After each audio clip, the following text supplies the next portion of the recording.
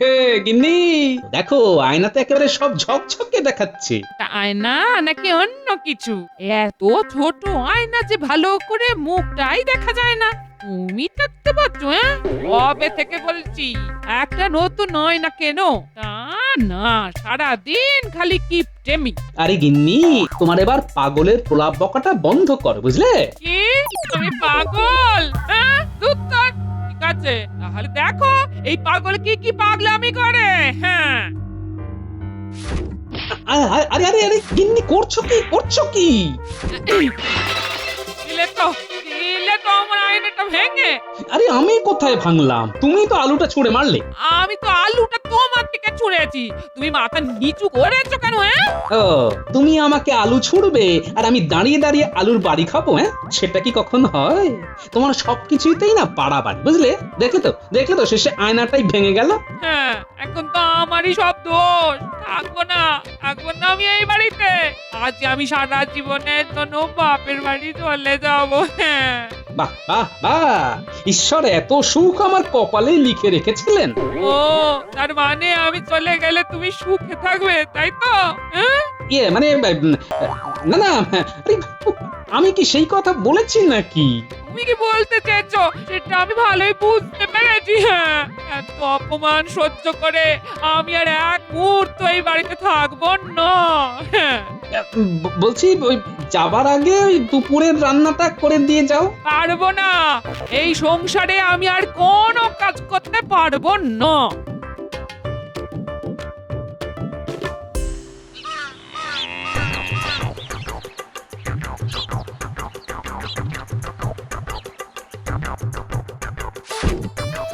বাবা এ তো দেখছি আমার পুরো ঘর খালি করে জিনিস নিয়ে যাচ্ছ।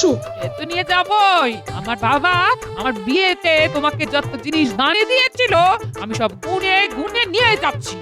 আর চৌকিটা নেওয়ার জায়গা নেই, না হলে ওটাও নিয়ে যেতাম। হ্যাঁ, কি গো দিদা, এত জিনিস নিয়ে কোথায় যাচ্ছো? আমি সারা জীবনের জন্য বাপের বাড়ি চলে যাচ্ছি রে, তোরা ভালো থাকি। মানে তুমি আর কখনো এখানে আসবে না? আরে ওই কিপটে বুড়োর সাথে আমি আর ঘর করতে পারবো না। হ্যাঁ, এই তুমি আবার আমাকে কিপটে বললে? কিপটে কিপটে বলেছি, বেশ করেছি।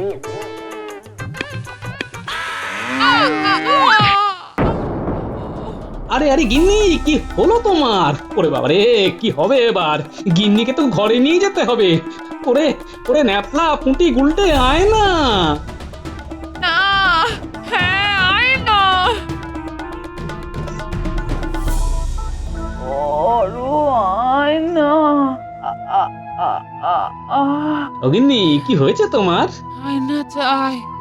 আরো আয়না। আয়না। আয়না। হ্যাঁ? আয় না।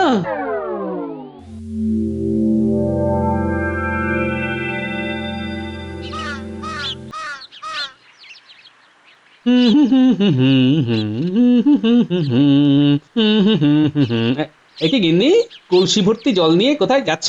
পুকুরে জল ঢালতে। হ্যাঁ কি পুকুরে জল ঢালতে? তার মানে বাড়ি থেকে পুকুরে গিয়ে জল না ঢাললে খাবে কি? হ্যাঁ, তুমি পুকুরে জল ঢালতে যাবে কেন? পুকুর থেকে জল বাড়িতে নিয়ে আসতে হয়। যেটা জানো না সেটা নিয়ে কথা বলো না। হ্যাঁ, এই সরো সরো, পুকুরে জল ঢেলে তারপর রান্না বসাতে হবে। হ্যাঁ,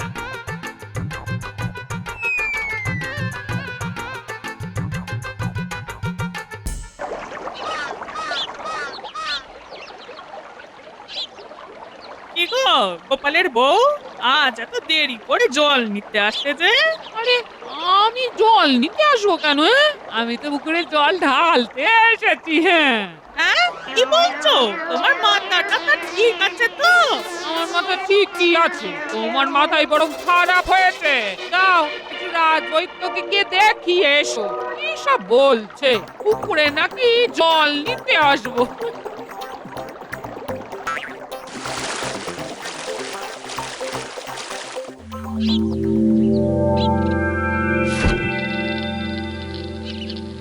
আরে ফতুয়ার বোতামগুলো কোথায় গেল? গিন্নি ও গিন্নি, কি হয়েছে কি? এত চিৎকার করছো কেন? আমার ফতুয়ার বোতামগুলো কোথায় বলো তো? বোতামগুলো তো আমি কাল রাতেই সব খুলে দিয়েছি। হ্যাঁ, খুলে দিয়েছো? আরে, খুলে দিয়েছো কেন? আরে বোতাম থাকলে ফতুয়াটা পড়বে কিভাবে? আশ্চর্য কথা। আরে কিসব বলছো বলো তো গিন্নি? তোমার কি মাথা ঠিক আছে? হ্যাঁ, আমার মাথা ঠিকই আছে, তোমার মাথাতেই গন্ডগোল হচ্ছে। কি সব বলে বলে খালি আমার সময় নষ্ট করছো। হ্যাঁ, ধুর ধুর। আমার অনেক কাজ পড়ে আছে, আমি যাই। আরে গিন্নির যে অবস্থা দেখছি তাতে আমি নিজেই না পাগল হয়ে যাই। কি গোপাল, আজকে তোমার মুখটা এত ভারী ভারী কেন? মুখে কোনো হাসিও নেই। আসলে মহারাজ অনেক চিন্তায় আছি, তাই মুখ দিয়ে আর কোনো হাসি বের হচ্ছে না মহারাজ, মাথা দিয়ে শুধু চিন্তা বের হচ্ছে। আহা, আরে কি হয়েছে সেটা তো বলো। মহারাজ আপনার বৌমার মাথায় ব্যায়ামও হয়েছে মহারাজ। হ্যাঁ, কি বলছো? তা হুট করে মাথার ব্যায়াম হলো কিভাবে? ওই গরুর গাড়ি থেকে পড়ে গিয়ে মাথায় চোট লাগে আর তারপর থেকে এই অবস্থা। মহারাজ দুঃখের কথা কি আর বলবো, বাড়ি থেকে জল নিয়ে পুকুরে দিয়ে আসছে, আমার ফতুয়ার বোতাম খুলে ফেলে দিচ্ছে। মাঝে মাঝে মনে হচ্ছে আমি নিজেই পাগল হয়ে যাব মহারাজ। আরে গোপাল, শান্ত হও শান্ত হও। আহা, এত চিন্তা করো না তো, সব কিছু ঠিক হয়ে যাবে। রাজবৈদ্য তো এখন কৃষ্ণনগরে নেই, ওষুধই আনতে অন্য গ্রামে গেছে। তা রাজবৈদ্য ফিরলেই তুমি বৌমাকে একবার দেখিয়ে নিও। এই সুযোগে বেটার টেকোটাকে সভা থেকে বের করে দিতে হবে। মহারাজ, আমার মনে হয় গোপালের এখন বাড়িতে থাকা উচিত। হ্যাঁ হ্যাঁ হ্যাঁ মন্ত্রী, তুমি একেবারে এই কথা বলেছ। গোপাল, তুমি বরং এক কাজ করো, তুমি এখন কিছুদিন বাড়িতেই থাকো। বৌমা সুস্থ হয়ে গেলে তখন না হয় আবার রাজসভায় আসবে। কিন্তু মহারাজ আমি বাড়িতে থাকলে সংসার চলবে কিভাবে? আরে গোপাল, তুমি এত চিন্তা করো না তো। তুমি প্রতি মাসে এসে খাজাঞ্চির কাছ থেকে তোমার বেতন নিয়ে যেও, আর এর যদি বাড়তি কিছু দরকার হয় সেটাও নিয়ে যেও কিন্তু। মহারাজ, আপনি হয়তো ভুলে গেছেন, এখন তো আর খাজাঞ্চি নেই, এখন কোষাগারে সব দায়িত্ব আমার। খাজাঞ্চি তো ছুটিতে আছে। ও হ্যাঁ হ্যাঁ হ্যাঁ, ঠিকই তো, এখন তো কোষাগারের সব দায়িত্ব তোমার। ঠিক আছে ঠিক আছে, তাহলে তুমি বরং প্রতি মাসে গোপালকে তার বেতন বুঝিয়ে দেবে, কেমন? ঠিক আছে মহারাজ। ও, এমন দিনের অপেক্ষাতেই তো ছিলাম। খাজাঞ্চিও নেই আর গোপালও থাকবে না, এইবারেই তো হবে আসল খেলা।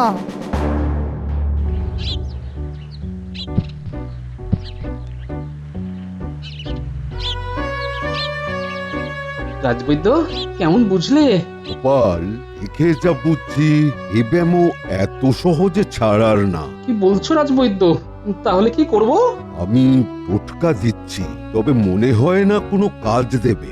আচ্ছা গোপাল, তোমার গিন্নির যখন জ্ঞান ফেরে তখন কি কাউকে খুঁজছিল? কাউকে তো খুঁজছিল না।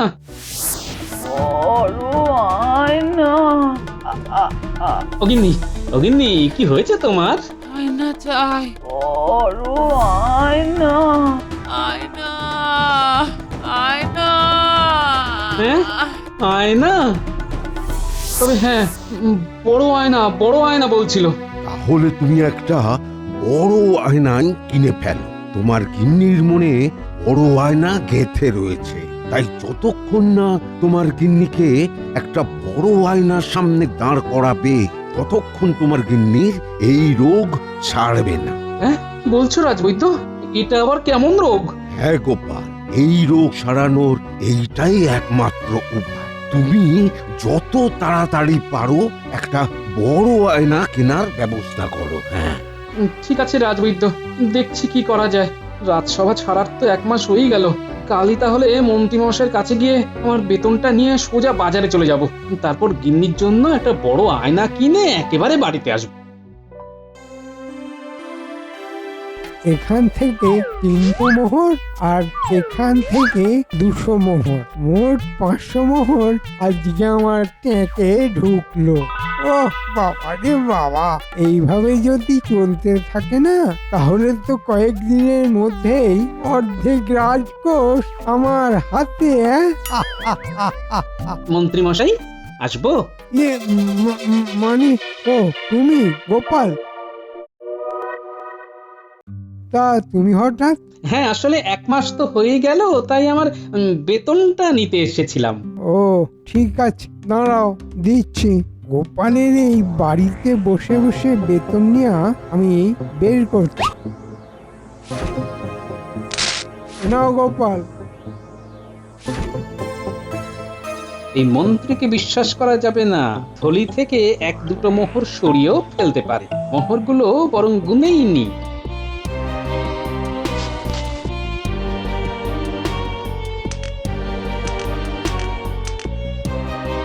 কি 30টা মোহর? মন্ত্রীমশাই, আমার বেতন তো 60 মোহর, আর এখানে মাত্র 30টা মোহর আছে। বাকি 30টা মোহর কোথায় গেল? দেখো গোপাল, তুমি তো রাজসভায় আসছো না, তাই মহারাজ বলেছেন তোমাকে অর্ধেক বেতন দিতে। কিন্তু মহারাজ যে সেদিন বললেন। আরে গোপাল, মহারাজ তোমাকে বেতন দিতে বলেছেন, সম্পূর্ণ বেতন কি দিতে বলেছেন? যা পেয়েছো এই অনেক। কিন্তু মন্ত্রীমশাই, আমার বউয়ের চিকিৎসার জন্য কিছু অর্থের দরকার ছিল। দয়া করে যদি কিছু দেন। না না, মহারাজের বারণ আছে। আমি তো আর মহারাজের বিপক্ষে গিয়ে কথা বলতে পারি না। তুমি এখন যাও দেখি, যাও যাও, আমার এখন অনেক কাজ পড়ে আছে।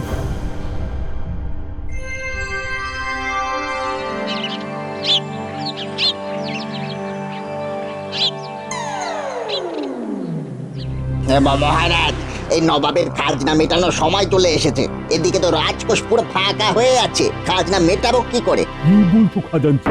রাজকোষ ফাঁকা হলো কিভাবে? মন্ত্রী, ছেড়েছে, এবার আমি কি করব? হ্যাঁ মানে হ্যাঁ হ্যাঁ হ্যাঁ মহারাজ, বলুন বলুন। কি ব্যাপার? রাজকোষের সব অর্থ কোথায় গেল? মানে মহারাজ, কি মানে করছো? যা বলার খুলে বলো। এখন যদি আমি বলি সব অর্থ আমি সরিয়েছি, তাহলে তো মহারাজ আমাকে স্কুলে চড়াবেন। না না, কিছুতেই এ কথা মহারাজকে বলা যাবে না। তাহলে কি করি কি করি কি করি? হ্যাঁ হ্যাঁ, আমি বরং গোপালের নামেই দোষটা দিয়ে দিই। হ্যাঁ হ্যাঁ মহারাজ, এই গোপাল এসেই সব মোহর নিয়ে গেছে। কি?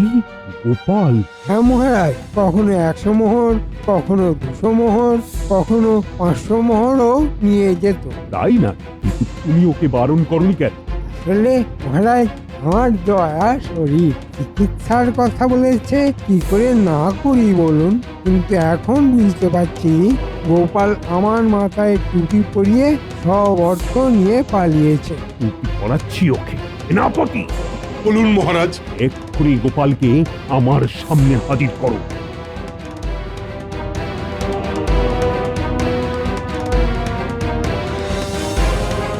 ঠিক ঠিক গোপাল, ঠিক। তুমি আমার কথার সুযোগ নিয়ে এইভাবে আমাকে ঠকালে।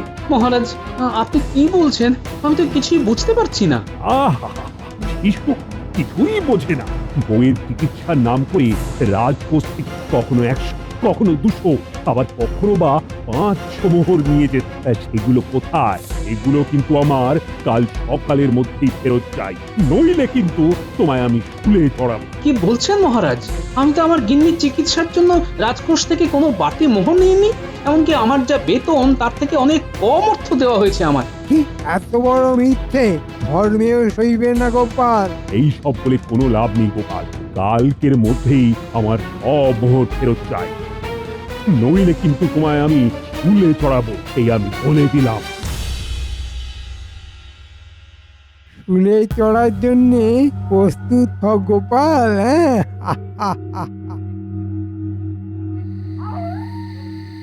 এই মন্ত্রী বেটা আমাকে এমন ভাবে ফাঁসিয়ে দেবে আমি ভাবতেই পারিনি। ওই মন্ত্রী সব অর্থ নিজের পকেটে ঢুকিয়ে এখন আমার নামে দোষ দিচ্ছে। এই মন্ত্রীকে চেপে ধরলেই সব সত্যি বেরিয়ে আসবে। কিন্তু কি করি কি করি কি করি? ইস, বাবা, কি বাজে গন্ধ! গিন্নি, এই নোংরা নিয়ে তুমি কোথায় যাচ্ছ? কেন ঘরে? আরে, নোংরা কেউ ঘরে নিয়ে যায় নাকি? তো নোংরা কি লোকে ঘর থেকে বাইরে নিয়ে যাবে? হ্যাঁ, নোংরা তো লোকে ঘরেই রাখবে গো। আমার মাথাটা সত্যি খারাপ হয়ে গেছে গো। হ্যাঁ, তোমার এই নোংরার গন্ধে আমার মাথাটা সত্যি এবার খারাপ হয়ে যাবে। আচ্ছা, এই নোংরা মন্ত্রীমশাইয়ের গায়ে ফেলে দেবার ভয় দেখিয়ে যদি মন্ত্রীমশাইকে চেপে ধরি, তাহলে সত্যিটা বললেও বলতে পারে। তাই বরং করি। এই নোংরা নিয়ে মন্ত্রীর বাড়ি যাই। দাও গিন্নি, নোংরাটা আমাকে দাও। কি করবে? আরে আমি ঘরে নিয়ে গিয়ে রাখবো। এত এত ভারী বালতি তুমি বইতে পারো নাকি? দাও দাও দাও, আমাকে দাও। তুমি বরং যাও অন্য কাজ করো। আচ্ছা এই নাও তবে, ঘরে গিয়ে সুন্দর করে বিছানার পাশে রেখে দেবে। আমি যাই তরকারির খোসা দিয়ে রান্নাটা সেরে ফেলি। হ্যাঁ, তরকারির খোসা দিয়ে রান্না? দেখবে কেমন চেটে খাও। উফ, বাবা, গিন্নির সাথে বেশিক্ষণ কথা বললে নিজেকে কেমন পাগল পাগল লাগে। যাই, এবার আমার কাজটা সেরে ফেলি।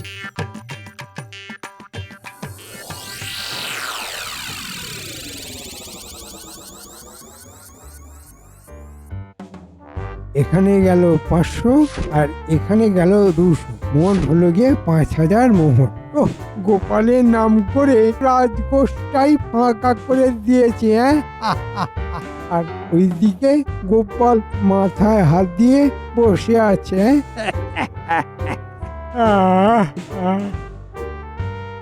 না, যাই এবার ঘুমিয়ে পড়ি। কাল আবার রাজসভায় গোপালের সাজা ঘোষণা হবে, সকাল সকাল যেতে হবে। তাহলে আমার ধারণাটাই ঠিক। মন্ত্রী আমার উপর সম্পূর্ণ দোষ চাপিয়ে সব অর্থ নিজের পকেটে ঢুকিয়েছে। হ্যাঁ, মন্ত্রী ভেবেছে আমাকে ফাঁসিয়ে নিজে আনন্দে থাকবে। হ্যাঁ, কিন্তু মন্ত্রীর সব আনন্দ যে আমি একেবারে নিরানন্দ করে দেব, সেটা মন্ত্রী বুঝতেই পারছে না। উফ, বাক্সটা তো কিছুতেই নিতে পারছি না। না, থামলে হবে না, যেভাবেই হোক বাক্সটা আমাকে নিতেই হবে। উফ, পেয়েছি পেয়েছি, এবার তাড়াতাড়ি মোহরগুলো বেঁধে নি।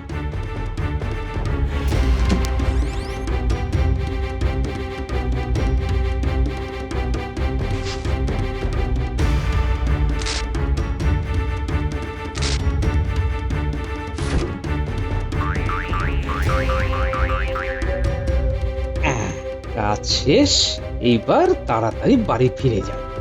কিন্তু কিন্তু এই নোংরাগুলো কি করবো? পেয়েছি।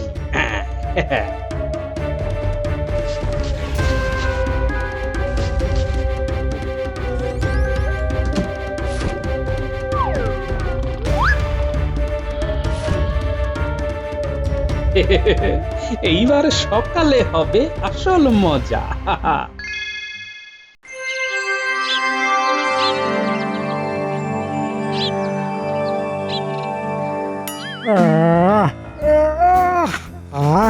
ঘুমটা খুব ভালো হলো। যাই সকাল সকাল মোহরগুলো একটু দর্শন করে নি, তাহলে দিনটা খুব ভালো যাবে।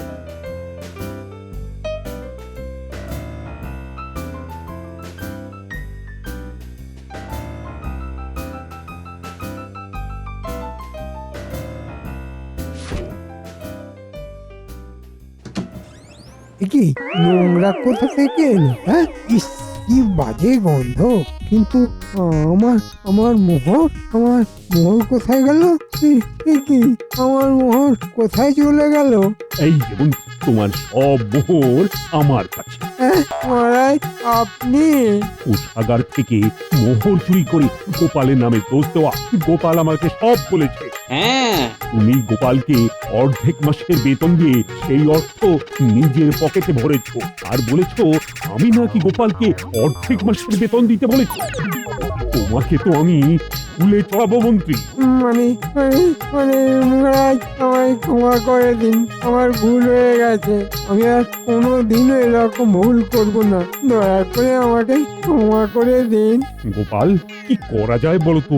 ঠিক আছে মহারাজ, মন্ত্রী মশাই যখন এত করে বলছেন তখন আরেকটা সুযোগ দিয়েই দেখুন না হয়। হ্যাঁ মহারাজ, আর একটা সুযোগ দিন। আমি কথা দিচ্ছি আর এরকম ভুল হবে না। ঠিক আছে, একমাত্র এই গোপালের কথা অনুযায়ী তোমাকে আমি ক্ষমা করে দিলাম। তবে দ্বিতীয়বার এই ভুল করলে তোমাকে স্কুলে চড়ানো থেকে আমাকে কেউ আটকাতে পারবে না, এই কথা আমি বলে দিলাম। গোপাল, তুমি আমাকে ক্ষমা করে দিও। মন্ত্রীর কথায় আমি তোমাকে ভুল বুঝেছিলাম। না না মহারাজ, ঠিক আছে, ভুল তো মানুষ মাত্রই হয়। যাক, তুমি আমায় বাঁচালে। তা গোপাল, বৌমা এখন কেমন আছে? ওই একই রকম। তাহলে কি বৌমার এই ব্যামো সারবে না? সারবে।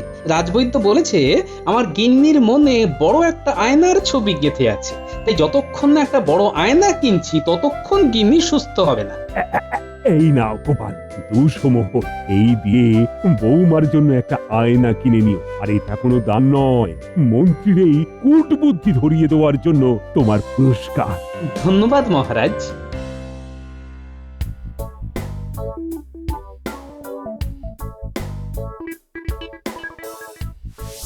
আরে গিন্নি, চলো চলো চলো, তাড়াতাড়ি ঘরে গিয়ে দেখবে, চলো তোমার জন্য কি এনেছি।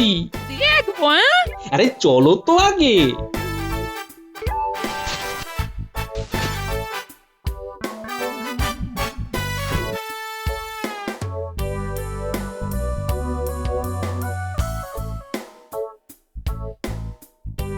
গিন্নি, ও গিন্নি, আরে কি হলো তোমার? হ্যাঁ গো, এ এত বড় আয়না আমাদের হ্যাঁ? হ্যাঁ, তোমার জন্য। খুব সুন্দর হয়েছে গো, খুব সুন্দর। হ্যাঁ গো, এই তোমার বোতামটা খোলা কেন হ্যাঁ? আরে তুমি তো খুলে দিয়েছিলে। কি যাতা বলছো, আমি কেন খুলতে যাবো হ্যাঁ? এই দাঁড়াও দাঁড়াও, ওই সুতোটা নিয়ে আসি, দাঁড়াও, সেলাই করতে হবে তো, দাঁড়াও গো। উফ, যাক বাবা, বাঁচলাম। গিন্নির মাথার ব্যামোরটা এতদিনে সারলো। আর বেশি দিন এটা চললে আমিও গিন্নির সাথে সাথে পাগল হয়ে যেতাম।